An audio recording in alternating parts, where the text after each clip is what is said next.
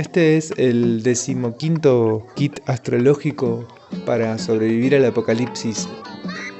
Hoy hablamos de las defensas y del sol entrando en el signo de Cáncer. Bueno, para esta semana quería hablarles de lo que nos trae este ingreso del sol al signo de Cáncer, que es una invitación a observar de qué forma nos protegemos y nos damos seguridad emocional, cómo nos contenemos, cómo nos sostenemos, cómo mantenemos preservada esta individualidad que somos. Las defensas emocionales son un elemento fundamental de nuestra vida y van a acompañarnos durante todo nuestro pasaje por esta existencia. En un primer momento de la vida, en nuestra infancia, son muy fundamentales. ¿Por qué? Porque ese periodo de crecimiento en donde tenemos poco desarrolladas las barreras que nos separan del resto, son momentos de mucha fragilidad, de mucha vulnerabilidad. Entonces las defensas emocionales tienen en nuestra infancia un lugar muy central. Necesito mucha contención y protección para poder desarrollarme y crecer.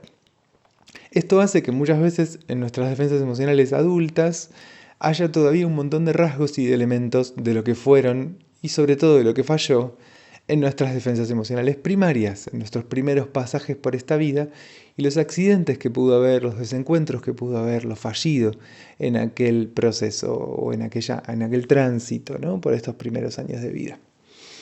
Entonces, las defensas emocionales nos van a permitir preservar la integridad de nuestra subjetividad, nos van a sostener, ¿no? El concepto fundamental o la parte fundamental de una defensa emocional es que nos permita conservar nuestra individualidad más o menos sólida y a salvo de amenazas exteriores, de peligros exteriores.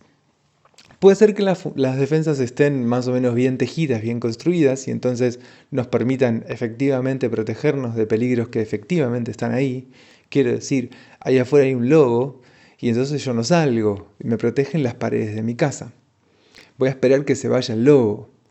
Voy a buscar alguna estrategia para que el lobo se vaya. Voy a tratar de asesinarlo. ¿Cómo me voy a defender de ese lobo? Pero también puede ser que nuestras defensas estén montadas en tensión con un lobo que no está. Y que entonces con ese lobo que no está no hay nada que hacer. La mayoría de nuestras defensas emocionales quedaron atravesadas con algo atorado de aquel primer pasaje por la vida que fue la infancia y hoy van a estar reflejando, repitiendo, rebotando ciertos sentidos que traen algo parecido a esto que decía, ¿no? Nos vamos a estar defendiendo de cosas que no nos atacan, nos vamos a estar cuidando de aquello que no nos desprotege. El último pedacito del paso del sol por el signo de Géminis trae mucha conciencia sobre lo que está guardado en el cuerpo, lo que está guardado en la memoria. En este pasaje, en esta entrada del sol al signo de Cáncer, hay mucha evidencia sobre aquello que está retenido en nuestro mundo emocional y que es parte de aquello de los que nos defendemos o con lo que nos defendemos. Fragmentos de discursos que nos hacen ver al otro como una amenaza, que nos hacen narrar cualquier cosa que pasa en esos términos. Alguien está atacándome y yo tengo que defenderme. Es muy frecuente que nuestras defensas emocionales nos paren en pie de guerra frente a otras personas. ¿Por qué? Porque cuando yo me defiendo siento la legitimidad de atacar. Si vos estás haciéndome daño, yo siento la validación para hacerte daño a mi vez. En muchas ocasiones lo que está detrás de un pulso de sometimiento o de un pulso de daño directamente es la sensación de que si yo no te oprimo o vos te vas y me dejás, y si vos te vas y me dejás, eso me desprotege, me destruye, o vos me destruís a mí, vos me dañás a mí. Acá el que somete gana y el que es sometido pierde. Y no hay otra posibilidad, o yo someto o soy sometido. No quiero decir que esté bien o que sea entendible que una persona venga y pobrecito sometedor. No, en absoluto. Pero sí entender que no es un pulso que surja en la mayoría de las ocasiones. Claramente hay ocasiones en las que sí. Hay estructuras psíquicas que se construyen en relación a generarle angustia, sufrimiento y malestar al otro. Pero en la mayoría de las ocasiones lo que vamos a encontrarnos es que el otro nos agrede, nos ataca defendiéndose.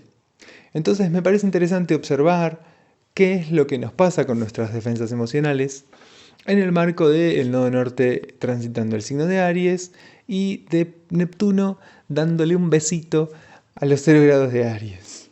¿Cómo nos defendemos y cuánta agresividad desplegamos desde nuestras defensas emocionales? Y para pensar un poquito en esto, voy a empezar a hacer un recorrido por la forma de construir defensas para cada uno de los elementos astrológicos. La astrología trabaja con 4 elementos, que son el agua, la tierra, el fuego y el aire.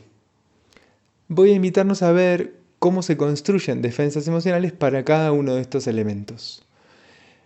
Las defensas ligadas al agua van a tener que ver con el apego. Acá hay algo muy ligado a la retención. Piensen que el símbolo esotérico del agua es un triangulito hacia abajo. Entonces acá nos encontramos con que esa retención, esa incorporación me pone a salvo. En la mayoría de los casos, las defensas emocionales ligadas al agua van a tener un gran referente en nuestra madre. Vamos a buscar a nuestra madre que nos protege, que nos cuida, que nos ampara y que nos refugia. Sea lo que sea que haya sido nuestra madre para nosotros. Puede ser que me haya encontrado con una madre que cocinaba una comida muy deliciosa y que entonces esté buscando una y otra vez el afecto a través del alimento. Esto puede ser saludable o patológico.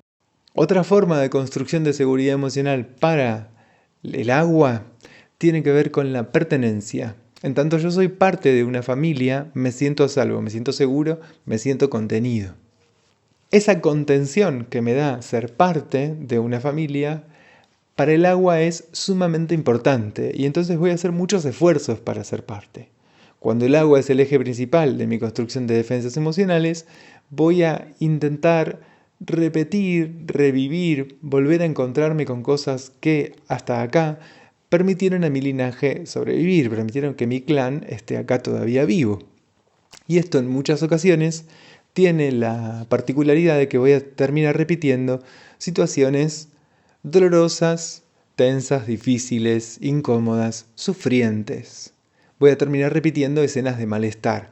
¿Por qué? Bueno, porque muchas veces yo necesito ser parte, porque mis defensas emocionales me lo piden, pero ser parte es estar en contacto con algo doloroso, difícil, tenso, incómodo, parte de la historia de casi diría cualquier familia, ¿no? Casi cualquier familia tiene una serie de secretos, una serie de tragedias. Digo, venimos de un siglo XX que fue muy tenso, muy difícil, muy doloroso. Es difícil que nuestros abuelos la hayan pasado bomba y no hayan tenido ningún problema.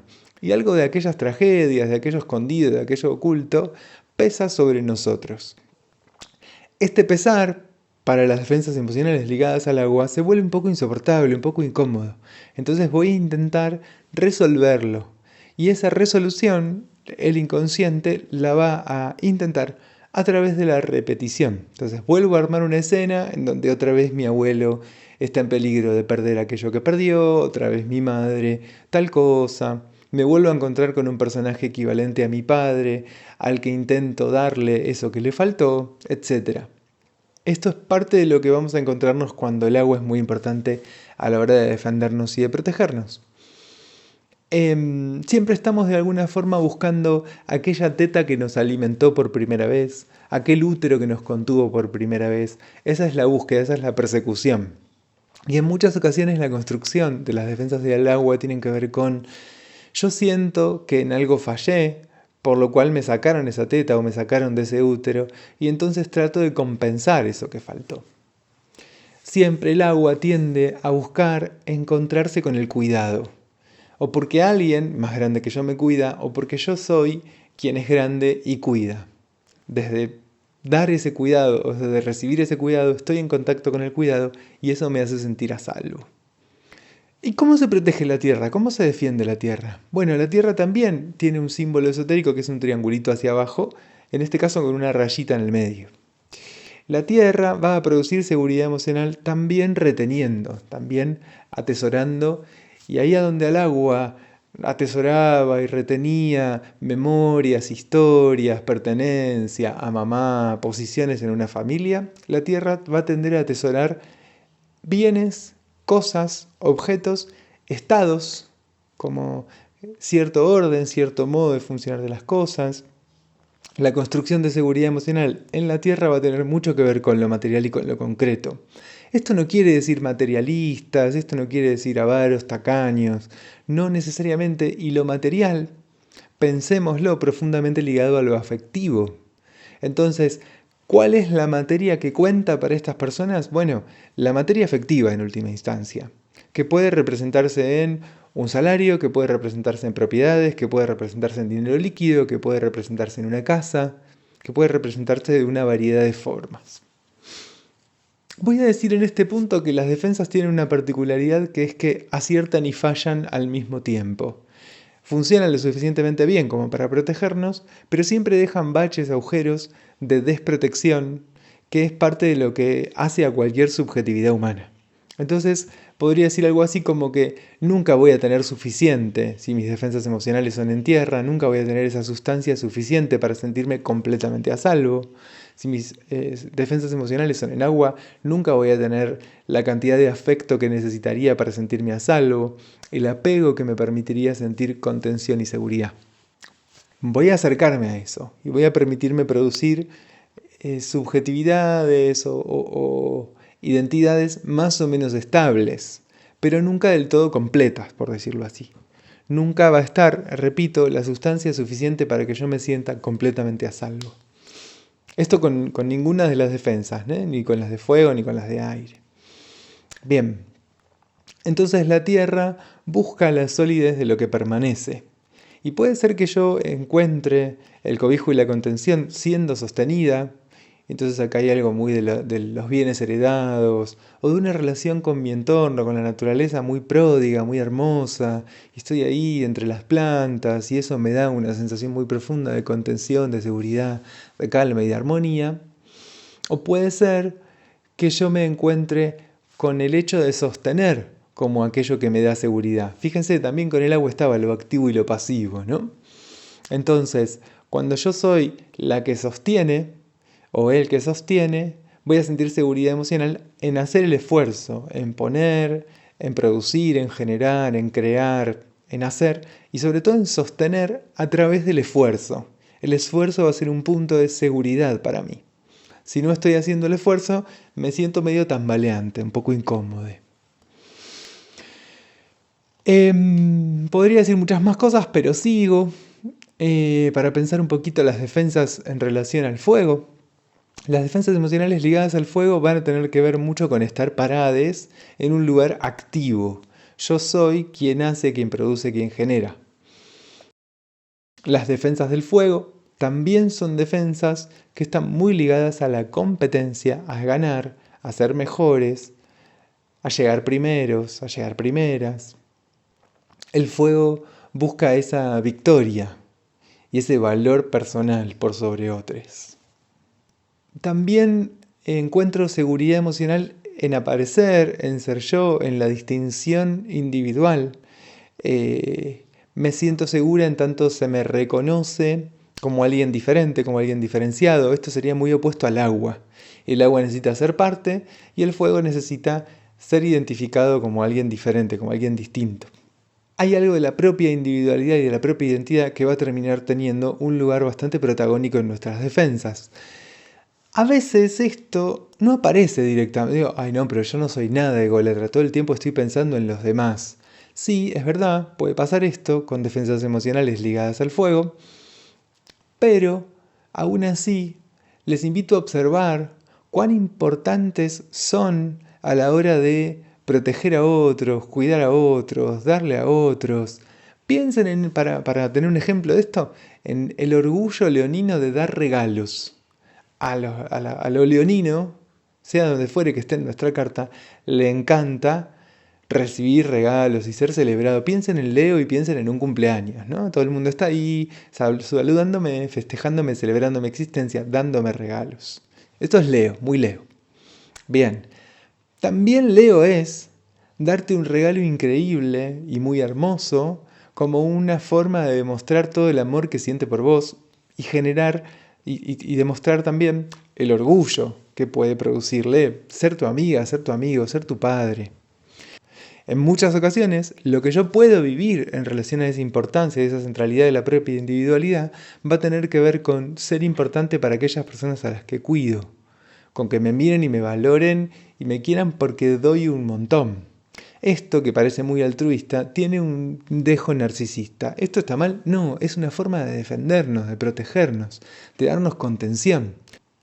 Por último, vamos a pensar en las defensas emocionales ligadas al aire, que tienen dos componentes fundamentales, que son los que voy a mencionar hoy, porque tampoco me puedo extender tanto, que tienen que ver con la disociación por un lado y la intelectualización por el otro. De alguna forma la intelectualización sería un modo de disociación. Yo busco racionalizar lo que estoy viviendo y de esa forma me despego, me distancio un poco de aquello que me afecta. Pero con las lunas en aire, con las defensas emocionales ligadas al aire, yo lo que necesito es entender. En tanto entiendo, todo está bien. En tanto entiendo, me siento a salvo, me siento seguro. Si yo confronto con cosas que no entiendo, tengo una sensación muy profunda de inestabilidad, de inseguridad, de peligro. Aquello que no comprendo se me presenta peligroso. Imagínense a un niño de 3, 4 años. ¿Cuántas cosas no entiende? ¿Cuántas cosas no sabe? En muchas ocasiones, el recurso que va a tener un niño de esa edad frente a aquello que le resulta desconocido y por lo tanto amenazante y peligroso es la disociación. Desconecto.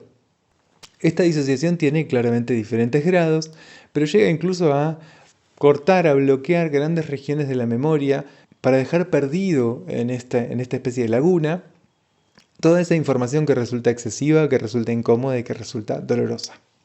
También podría mencionar, dentro del universo de las defensas emocionales del aire, lo que tiene que ver con los vínculos.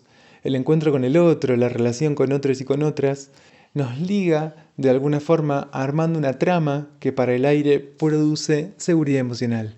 Yo necesito hablar, entender, intelectualizar y compartir con otros y con otras.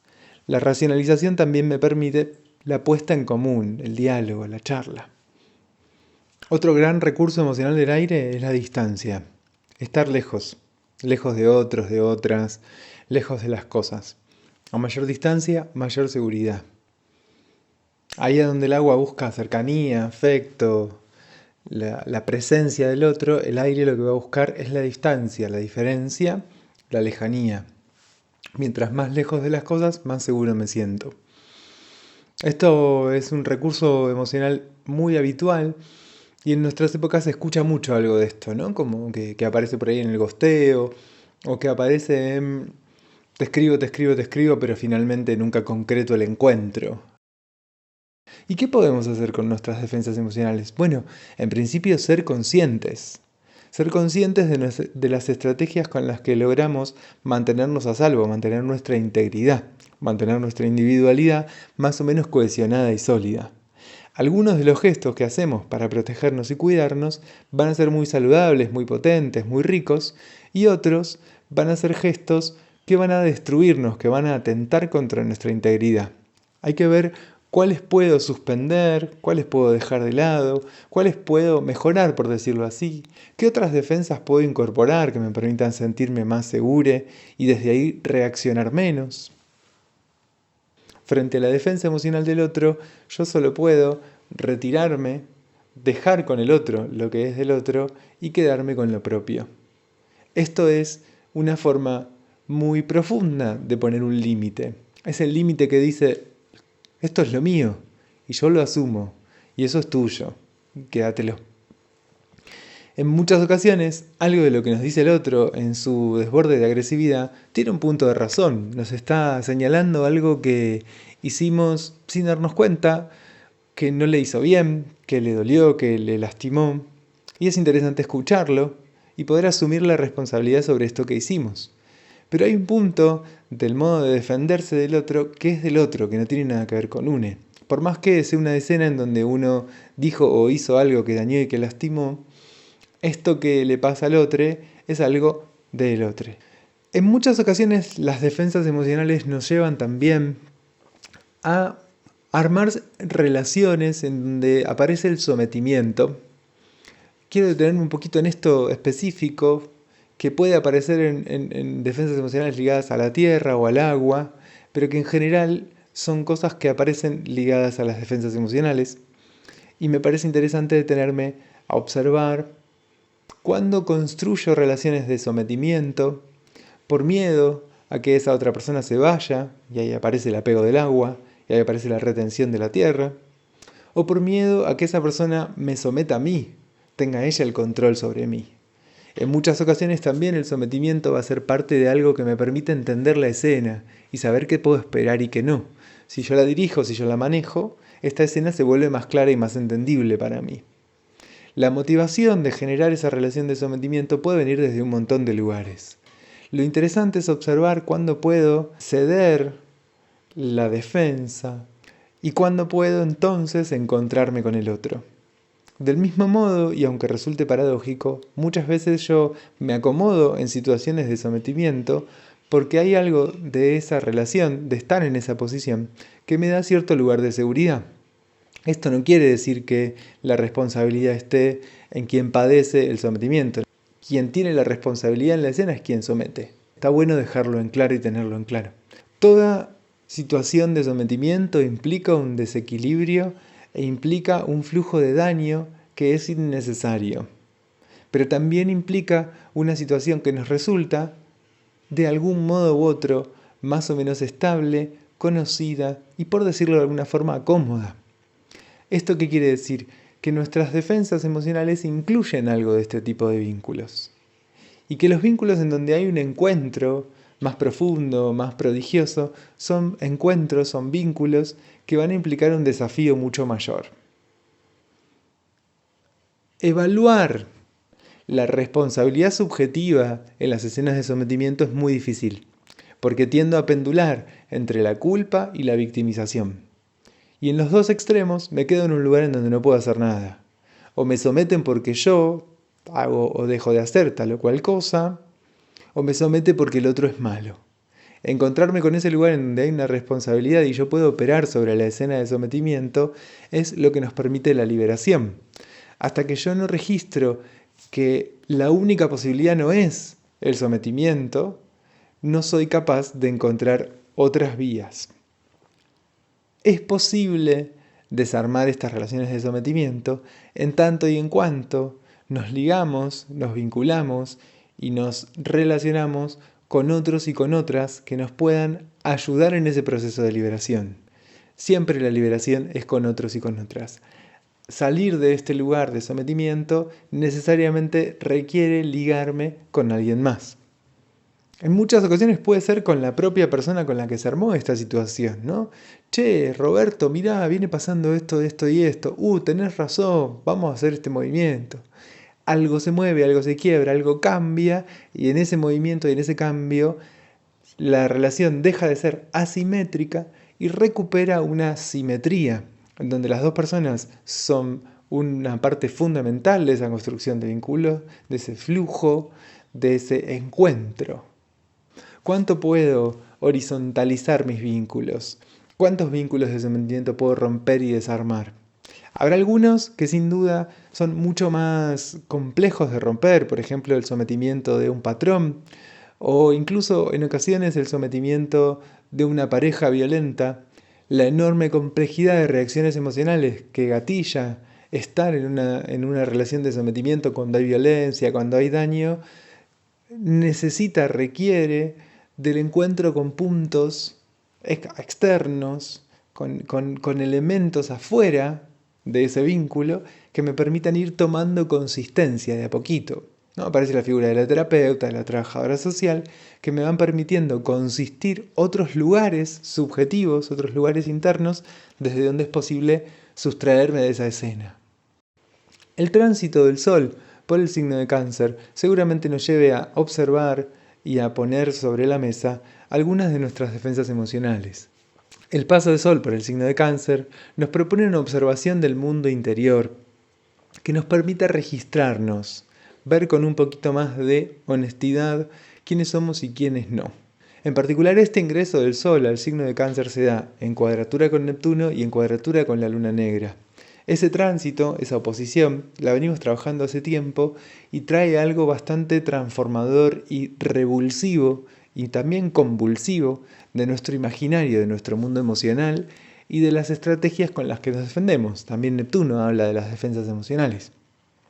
Entonces el Sol, entrando a Cáncer en cuadratura con estos dos puntos, va a traer una revisión muy profunda de las estrategias con las que nos protegemos y nos defendemos, va a traer una revisión muy profunda de nuestros mecanismos emocionales y en particular de la fantasía que me ubica en esas relaciones de sometimiento y en esas relaciones de confrontación, que son básicamente dos caras de la misma moneda. O yo acepto y el otro me somete, o yo me resisto y entonces me peleo. ¿Qué otros modos de encontrarnos con el otro tenemos? ¿Qué otras posibilidades hay? Siempre será interesante trabajar con nuestras fantasías para ver cuándo realmente estamos en contacto con algo que nos está pasando, que efectivamente nos está pasando, y cuándo estamos produciendo fantasiosamente una escena. La diferencia entre una cosa y la otra es la diferencia entre la presencia real del lobo y la presencia imaginaria del lobo. En muchas ocasiones imaginamos un lobo, pero lo que hay afuera es un tigre. Y frente a ese tigre no tenemos ninguna defensa. Y es más, todo lo que hacemos para protegernos del lobo nos arroja a la boca del tigre. Distinguir realidad y fantasía es un punto fundamental en el trabajo con nuestras defensas emocionales.